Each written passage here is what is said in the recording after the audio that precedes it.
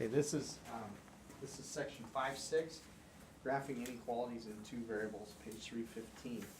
Okay, and so you know, the nice thing about this is that we haven't done anything that we haven't done in the past. We add some things to it, but other than that, everything's about the same.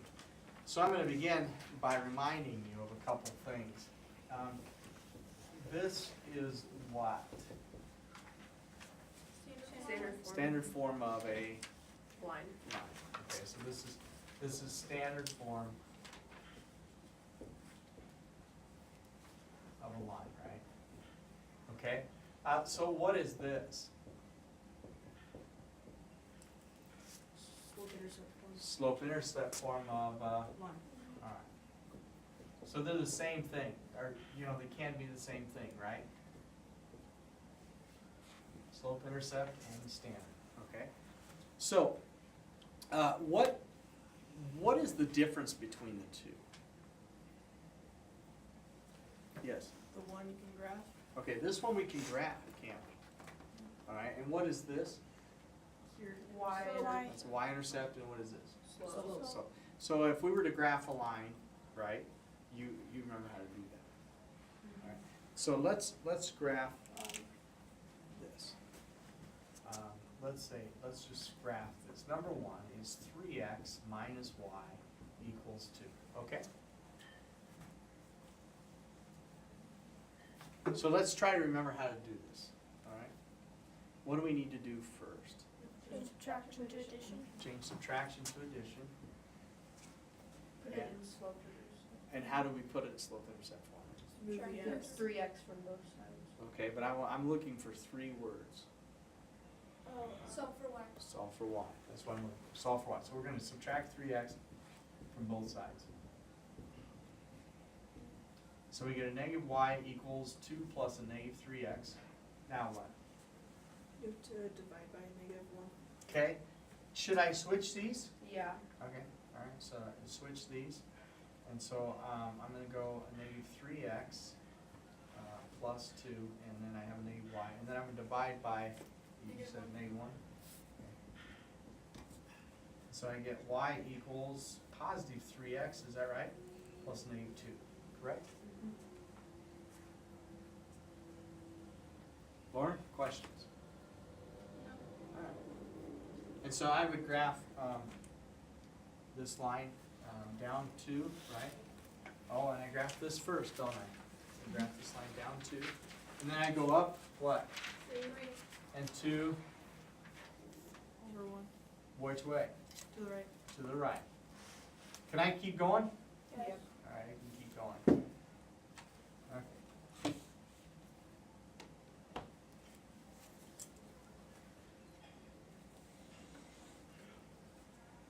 Everybody got that?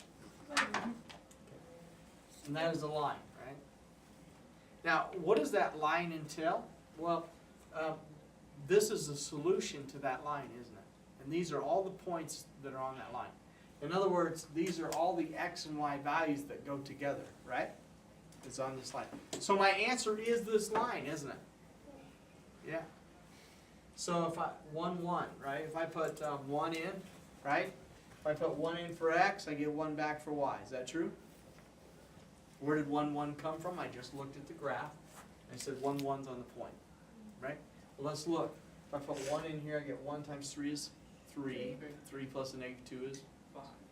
3 plus a negative 2 is 1. 1. And isn't that what y was supposed to be, was 1? So what would happen if I put 2, 4 in? Would it work also? In other words, would it be true? If I put 2 in here, I get 6, right? 6 plus negative 2 is? 4. 4. And isn't that what y is? Yeah. That's kind of cool, isn't it? All those points work, right? All right, so I'm going to go back to the beginning, and I'm going to say, okay, well, what if this was 3x minus y is less than 2?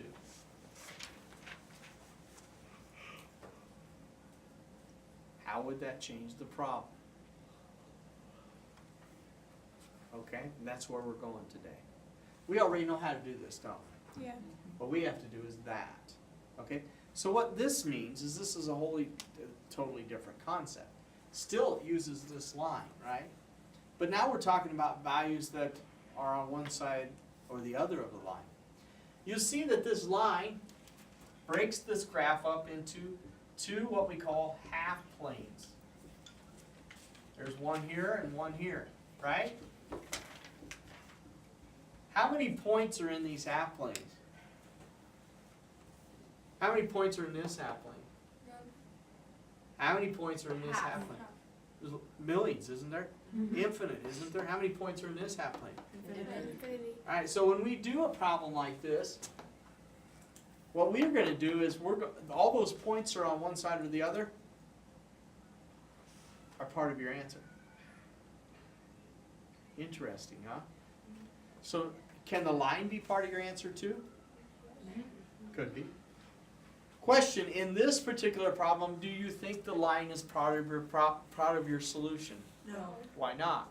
because it's just less than. Because it's just less than and not less than or equal to. So, the line is not part of our answer. You understand that? So, to show the reader that our line is not part of the answer, what am I doing? I'm dashing it. Less than and greater than have dashed lines.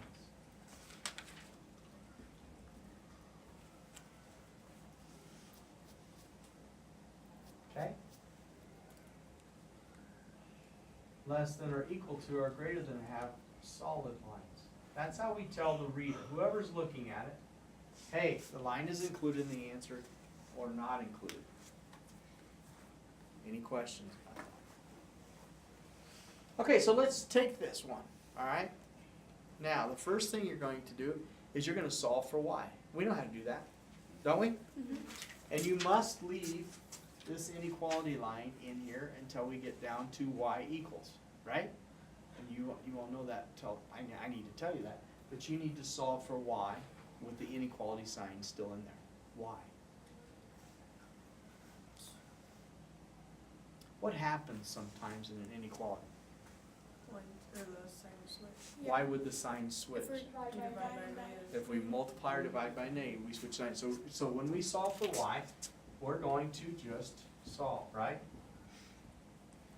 And you know how to do this, right? You just did it, right? Well, let me do it again. Show you a little different look. Now, at this point, what happens?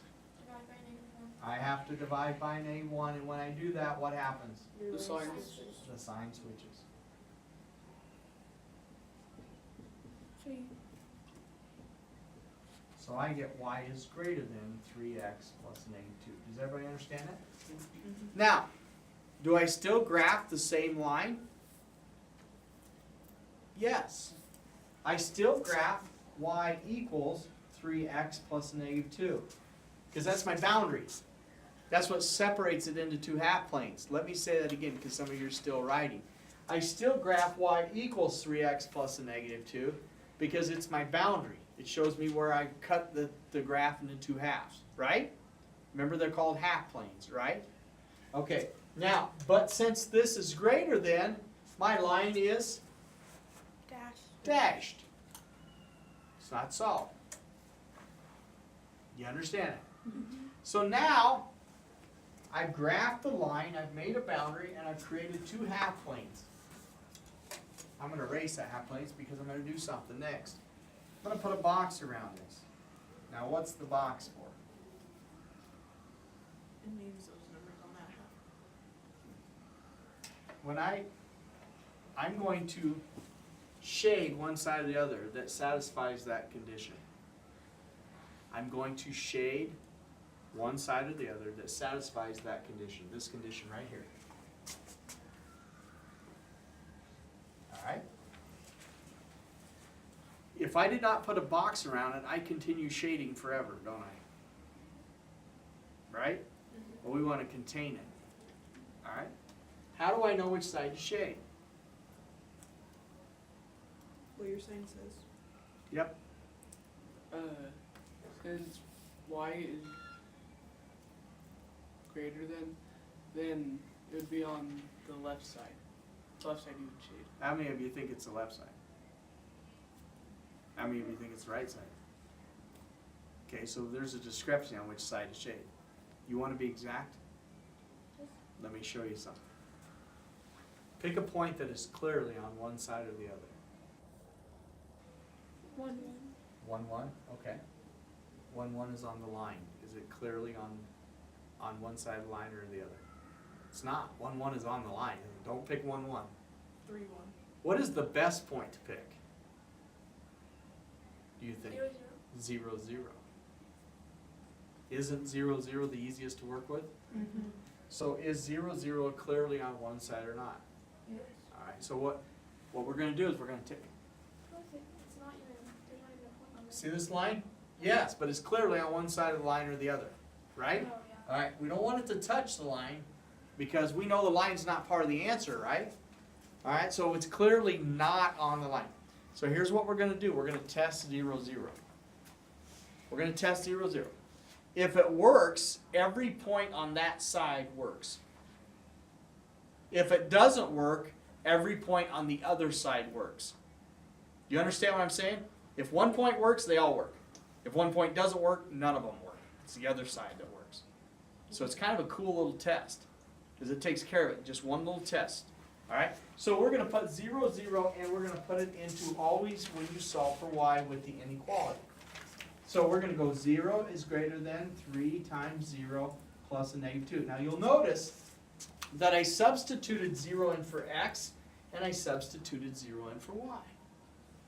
Both of them. Does that make sense? Mm-hmm. All right. So I get 0 is greater than, and let's see, 0 is greater than 0 plus a negative 2, which is a negative 2. My question is 0 greater than a negative 2? Yeah. Yes, it is. It's true. That means, folks, that every point on the same side of 0, 0 is true. So I go back over here. Here's 0, 0. Right? Every point on that side is true, so I shade. Please shade better than that. I don't like to put a lot of marker on my board, but every point on that side. Now, LJ, if this would have been false, I would have shaded this side. That makes sense? So you just shade right next to the line? Yep. Or you shade it right- past 0? Right up, yeah, all the way down, right up, all the way over and all the way. So it shows the reader that all of those points work, right? You shade all of it. Does that make sense?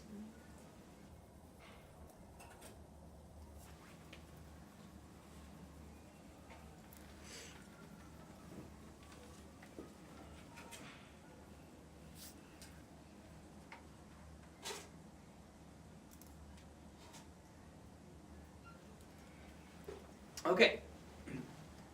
Let's go to the exercises then.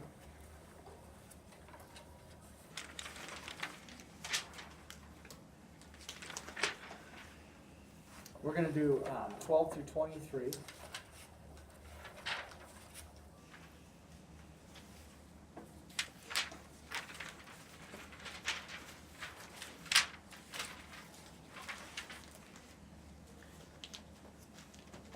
Let's take a look at number 22. Would you read it to me? 10x plus 2y is less than or equal to 14. Is less than or equal to 14? Okay. All right, so we're going to solve for y. And you solve for y without replacing the inequality sign. Oh, by the way, did I tell you what this line is called that you graphed? No. I'm sorry. It's called the associated line. I thought I wrote that down there, but I didn't. Okay? So write that in your note. It's ASSOCIATED. It's called associated line. And all of it does is it refers to the line that is the boundary between the two half planes. Okay? All right, so let's solve for y. We're going to subtract 10x from both sides.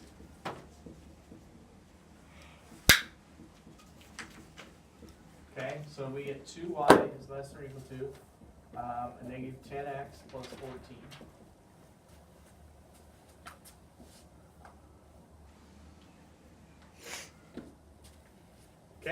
and then I'm gonna do what? Divide by 2. Now, when we divide by 2, do we switch the sign? No. No. So we have 2y divided by 2 is less than or equal to a negative 10. X divided by 2 plus 14 divided by 2, so I get y is less than or equal to a negative 5x plus 7, right? Okay, so my associated line is, I replace this with equal, right? This is my associated line. Oops, I don't know. This is my answer, this is what I'm gonna test in it. This is what I'm gonna test, and this is my associated line. So I'm gonna go over here and I'm gonna graph that line.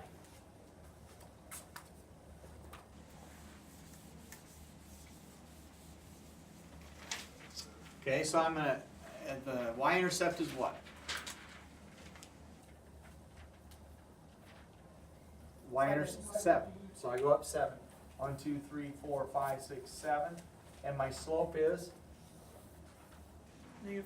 -5. So I go down now. Rise over run. So I go down 1, 2, 3, 4, 5. And which way? Right. To the right.